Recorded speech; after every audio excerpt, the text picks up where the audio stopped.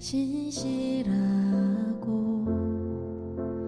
항상 거기 계시네. 주 사랑을 뭐라 할까. 주 사랑이 내 생명보다 귀하고. 오늘 우리에게 주신 하나님의 말씀은 출애굽기 27장 20절부터 21절까지 말씀입니다. 너는 또 이스라엘 자손에게 명령하여 감람으로 짠 순수한 기름을 등불을 위하여 내게로 가져오게 하고 끊이지 않게 등불을 켜되 아론과 그의 아들들로 회막 안 증거궤 앞 휘장 밖에서 저녁부터 아침까지 항상 여호와 앞에 그 등불을 보살피게 하라. 이는 이스라엘 자손이 대대로 지킬 규례이니라. 아멘.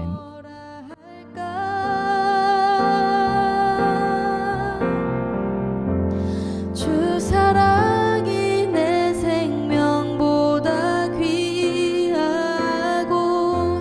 주 사랑이 파도보다 더 강해요. 세월이 가고 꽃은 시들어도 주 사랑 영원해. 주님 사랑 신실해요.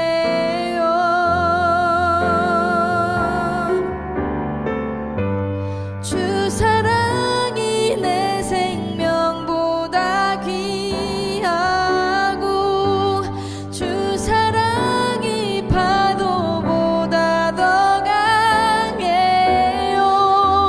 세월이 가고 꽃은 시들어도 주 사랑 영원해. 주님 사랑 신실해요. 주 사랑이 내 생명보다 귀하고 주 사랑이 파도보다 더 강해요.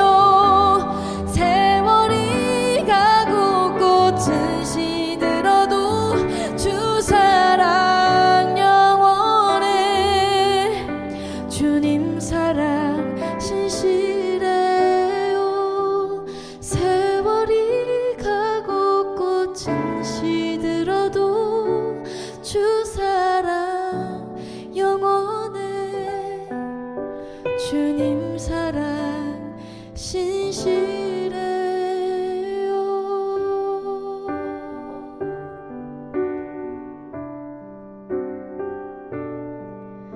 주님 사랑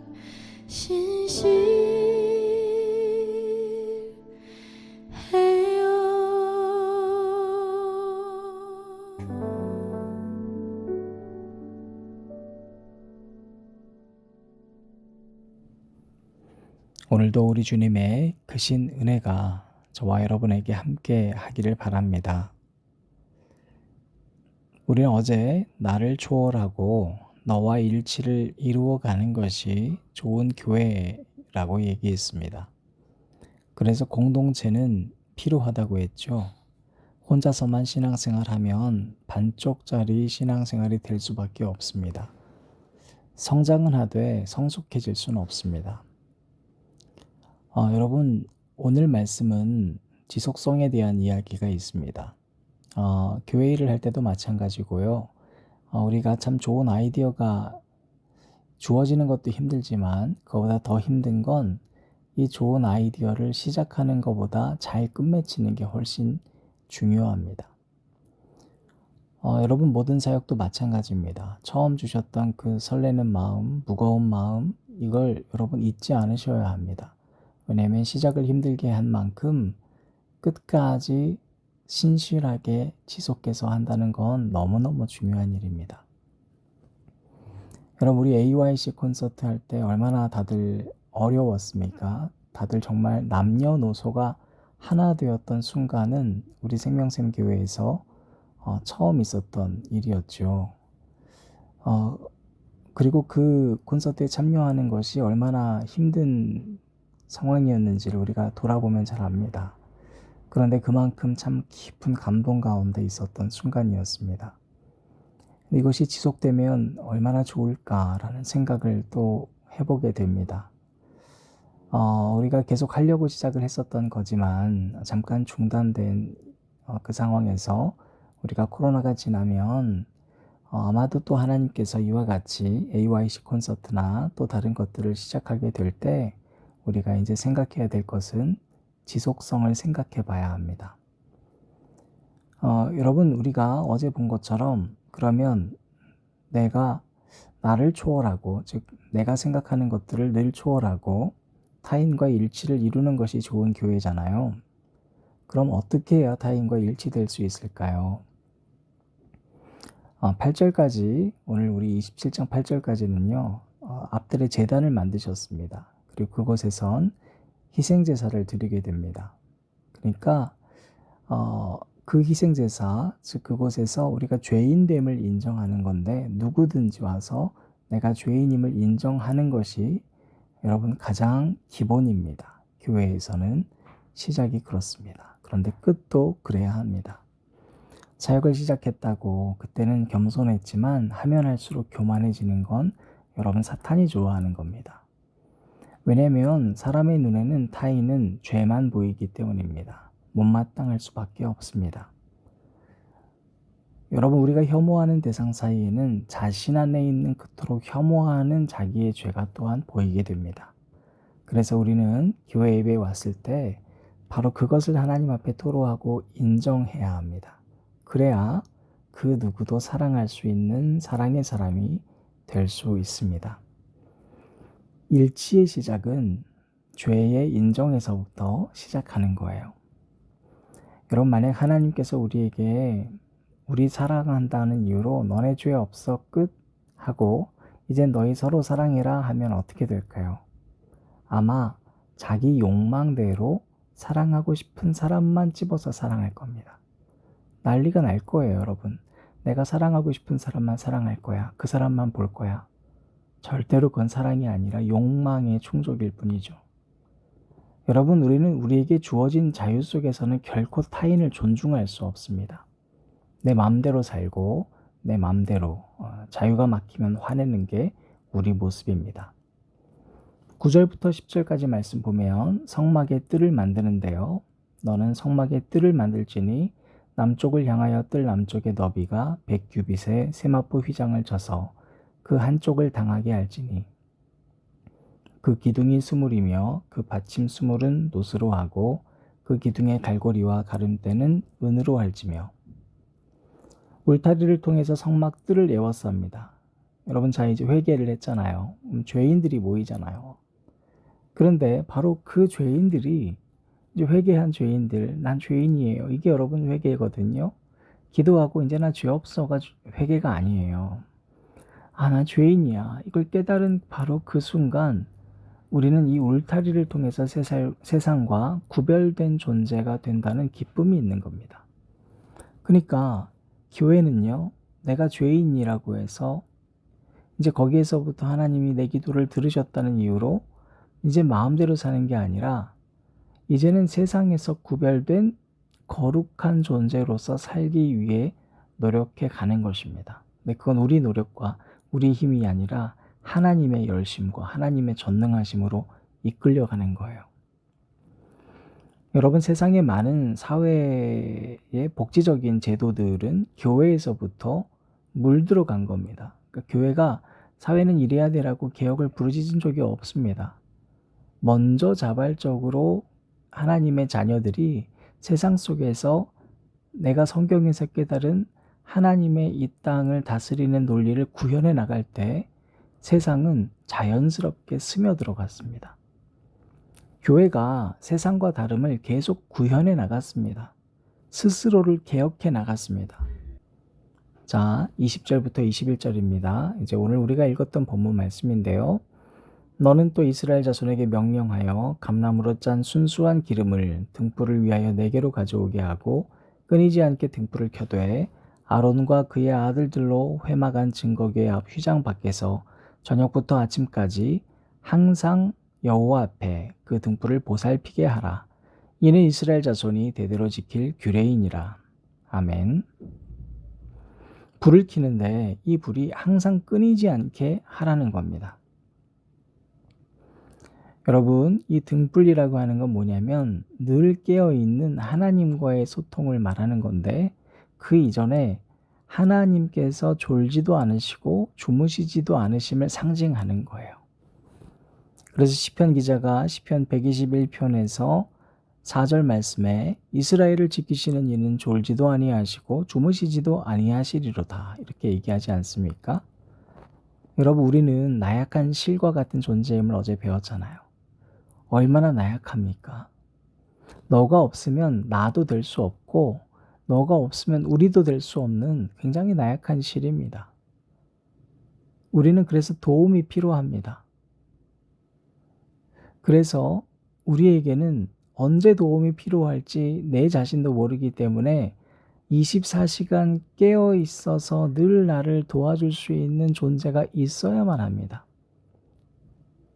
여러분, 하나님이 바로 졸지도 않으시고 주무시지도 아니하시는 존재라고 기록하고 있다면, 이제는 우리가 바로 그 하나님과의 늘 깨어있는 소통, 쉬지 않는 기도 생활을 말하고 있습니다. 여러분, 감사와 기쁨 사이에 쉬지 않고 기도가 있다는 걸 잊지 마셔요. 기도가 사라지면 감사가 있을 수 없습니다.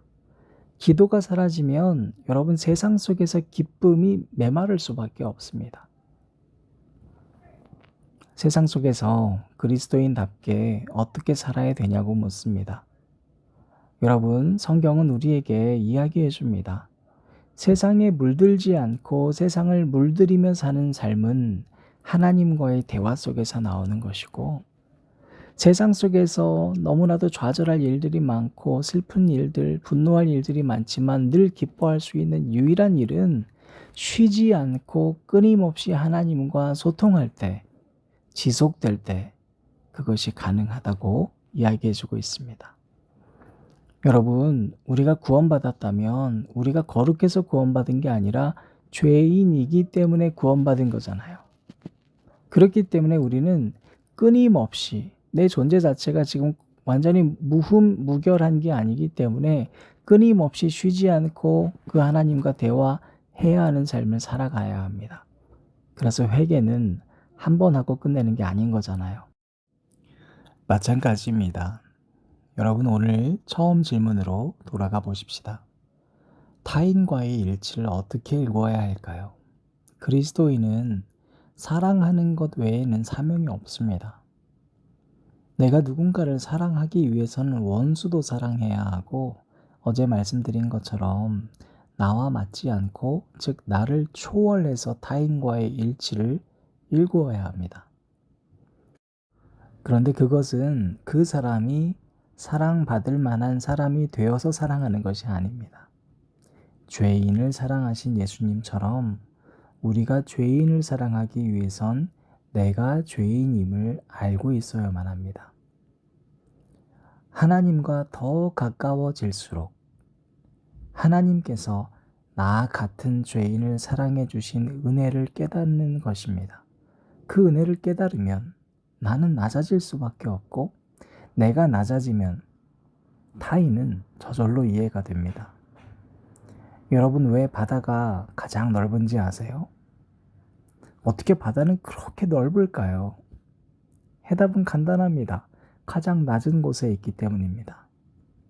우리가 발 딛고 있는 육지보다 낮은 곳에 있기 때문에, 우리 발보다 낮은 곳에 있는 바다는 우리에게부터 외면받은 세상에 있는 온갖 물을 다 끌어안습니다. 바다는 너는 산등성이에 고인 작은 개울이냐고, 너는 굽이쳐 흐르고 네 마음대로 흘렀던 강물이냐고, 너는 폭포처럼 살아온 거친 삶을 살았냐고 묻지 않고, 그 안에서 다 하나가 될 수 있는 것은 바다가 가장 낮은 곳에 있기 때문입니다. 그리스도인은 그러므로 가장 낮은 곳에 있다는 것이 결코 슬픈 일이 아닙니다. 그것은 만 인류를 끌어안는 바다가 되는 것입니다. 그러기 위해 우리는 타인을 사랑하기 위해 하나님 앞에 쉬지 않고 나아가야 하는 것입니다. 저와 여러분의 삶에서 오늘 주신 말씀처럼 꺼지지 않는 등불 되신 하나님과 여러분 매일 대화를 잃어버리지 않으시는 여러분 되시기를 바랍니다. 하나님을 먼저 생각하고 하나님을 다시 사랑할 수 있는 여러분 되길 바랍니다. 기도하시겠습니다. 하나님, 돌아보니 우리는 죄인이었습니다. 아니, 지금도 너무나 많은 죄를 짓고 삽니다. 우리는 타인의 도움을 받아서 어쩌면 탯줄을 잘리고 나서부터 곱비 불린 망아지가 되고 싶은 죄성이 가득 차 있는 것 같습니다.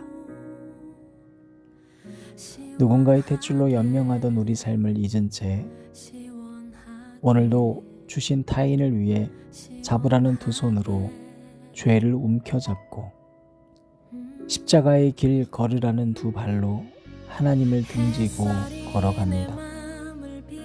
하나님께서 주신 두 눈으로 약자를 보려 하지 않고 화려한 것에 눈이 멀어갑니다.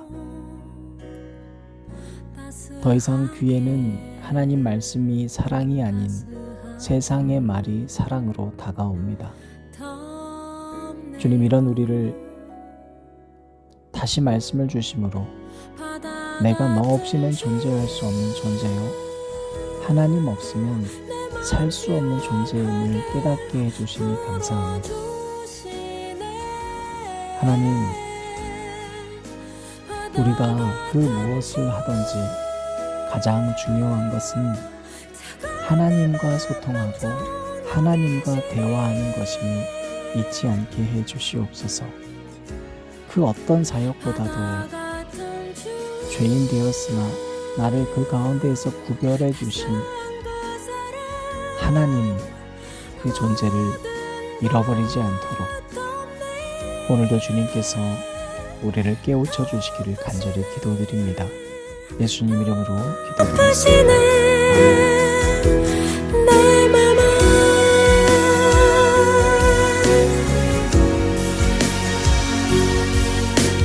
파도가 말 걸어 내게 올 때 하얗게 부서져 내리네요. 시원하게